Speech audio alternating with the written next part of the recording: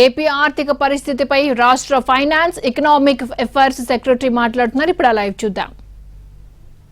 9.78% ఉంటే central government పెరిగింది అప్పు, మనది అధికంగా 17.33% ఉండినప్పుడు అప్పు పెరిగింది. ఇది ఏదైతే మనం మాట్లాడుకున్నామో 1,20,000 crores ఏదైతే 2,68,000 crores పెరిగిందో ఆ CAGR 17.33%. సరే, అప్పు జరిగిన మాట వాస్తవమే. సరే, అప్పు అనేటువంటిది ప్రొడక్టివ్గా జరిగిందా అంటే వివిధ రంగాలైనా లాభపడ్డాయి అప్పు జరగడం వల్ల అనేటువంటి చూస్తే అది కాదు పరిస్థితి.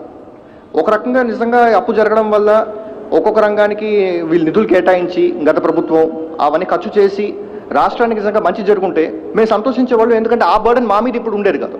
కాకపోతే ఆ రోజు పరిస్థితి ఏంటి, ప్రతి సెక్టర్, అగ్రికల్చర్ కావచ్చు, హెల్త్ కావచ్చు, ఎడ్యుకేషన్ కావచ్చు, ఆ రోజు ఎన్నో రకమైనటువంటి డిజబిలిటీస్తో ఉండే విషయం మనకు అర్థమవుతుంది. ఉదాహరణకి మొత్తం రైతు రుణమాఫీ అని చెప్పారు. ఆ రోజు దాదాపుగా 85,000 కోట్ల అప్పులు ఉన్నాయి రైతులకి. రుణమాఫీ అనేటువంటి జరిగింది చూస్తే దాదాపుగా 15,000 కోట్లు దాటలేదు. NABARD all India rural finance inclusion survey 2016-17 figures ప్రకారం పరిస్థితి ఏంటంటే యావరేజ్ ఇండెటెడ్నెస్ అంటే అప్పు భారం అనేటువంటిది 77% ఉంటే రాష్ట్రానికి, కంట్రీ లెవెల్లో అయితే 47%. కంట్రీ లెవెల్లో 47% ఉంటే రాష్ట్రంలో అత్యధికంగా 77% ఉంది. ఇది ఒక విషయం. ఎడ్యుకేషన్ సెక్టర్ కనుక మనం మాట్లాడుకుంటే right to free and compulsory education act ఏదైతే వచ్చిందో 2009లో, దాని తర్వాత education is made free for everybody up to 9th class. Central government ఎప్పుడు ఫిగర్స్ రిలీజ్ చేస్తూ ఉంటారు, గ్రాస్ ఎన్రోల్మెంట్ రేట్ అని చెప్పేసి, దట్స్ నోన్ as GER, అంటే ఎంత శాతం పిల్లలు నిజంగా బడికి వెళ్తున్నారు అనేటువంటి విషయం. ఇది ఎప్పుడు కూడా రైట్ ఫ్రీ ఎడ్యుకేషన్ ఇస్తున్నారు కాబట్టి ఎప్పుడు కూడా 100% ఉండాలి. కంట్రీ యావరేజ్ 99 ఉంటే 16-17లో స్టేట్ యావరేజ్ అన్నిటికంటే లోవెస్ట్ ఉంది. All states in the country కంటే లోవెస్ట్ ఉంది. It was 84.48. It was the lowest in the country amongst all the states.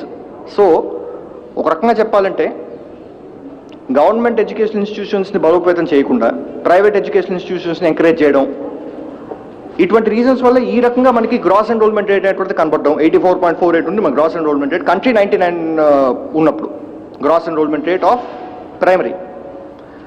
అదేవిధంగా హాస్పిటల్స్ చూస్తే ఒక్క గవర్నమెంట్ హాస్పిటల్ కూడా వచ్చినటువంటి పరిస్థితి లేదు. సెంట్రల్ గవర్నమెంట్ సపోర్ట్ ఉన్నప్పటికీ కూడా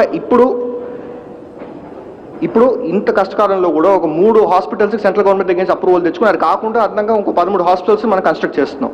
నాడు నేడు ఎడ్యుకేషన్, నాడు నేడు హెల్త్ కింద, నాడు నేడు ఎడ్యుకేషన్ కింద ఉన్న గవర్నమెంట్ స్కూల్స్ అన్నింటినీ రిఫర్బిష్ చేస్తున్నాం.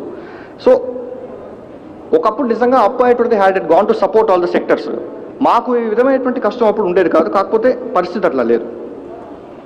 దీంట్లో ఇంకో విషయం కూడా మనం చూడాలి. ఈ రోజు కనుక మనం ఒకసారి ఈనాడు పేపర్ చూస్తే 2021 సంవత్సరానికి గాను రాష్ట్రం అధికంగా 4,872 crores అప్పు చేసినట్టుగా కొత్తగా వెలుగులోకి వచ్చినట్టు, ఇటువంటి ఒక ప్రక్రియ ఇప్పటిదాకా ఎప్పుడూ లేనట్టు, కొత్తగా ఫస్ట్ టైం చేసినట్టు, రాష్ట్రం మీద భారం పెరిగిపోయినట్టు ఒక ఆర్టికల్ ఈనాడులో వచ్చింది.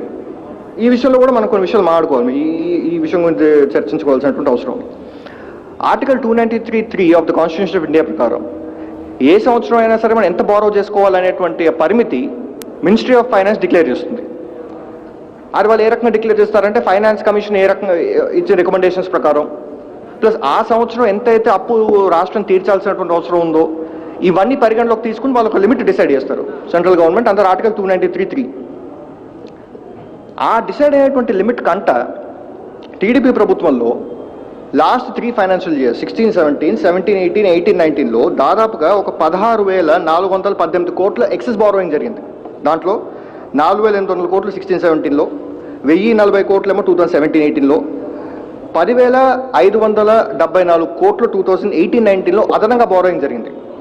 ఒక రకంగా మొన్న రీసెంట్గా మీ అందరికీ తెలుసు, సెంట్రల్ గవర్నమెంట్ మనకి ఏదైతే లెటర్ ఇచ్చారో ఈ 17,000 కోట్లు తగ్గిస్తామని చెప్పి ఏదైతే లెటర్ ఇచ్చారో అది దాంట్లో ముఖ్య కారణం ఆ టీడీపీ హయాంలో జరిగినటువంటి ఎక్సెస్ బారోయింగ్స్ వల్ల ఇప్పుడు తగ్గిస్తామనేటువంటి ఒక పరిస్థితి వస్తుంది. సో ఇది ఇన్ఫ్యాక్ట్ ఈ రకమైనటువంటి బారోయింగ్స్ అనేటువంటిది మనకి ఎంత ట్రబుల్ క్రియేట్ చేస్తుందంటే, విభజన టైంలో స్టేట్ డెట్ సర్వీసింగ్ అంటే ఏదైతే ఇంట్రెస్ట్ మనం కడతామో 10,000 కోట్ల కన్నా తక్కువ ఉండేది. అప్పుడు 8,000 కోట్లలో ఉండేది.